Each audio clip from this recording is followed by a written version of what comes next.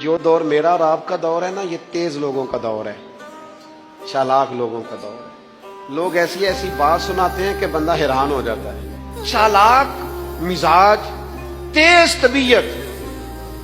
میں نے اپنی زندگی میں بڑے بڑے تیز لوگ ناکام ہوتے دیکھے اور بڑے بڑے بھولے بندے سیدھے سادے، لیکن ان لوگوں کو اللہ تعالیٰ نے اتنا نوازا ہے، اتنا کرم فرمایا ہے۔ تو سنو، ترمذی ہے، نبی اکرم صلی اللہ تعالی علیہ وسلم نے فرمایا جو مومن ہوتا ہے نا، وہ بھولا بھالا ہوتا ہے اور شرافت والا ہوتا ہے۔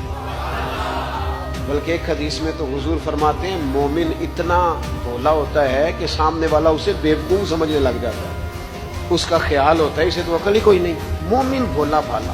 اور ایک حدیث میں یہ بھی لفظ ہیں کہ جنت میں اکثر بھولے بھالے لوگ جائیں گے۔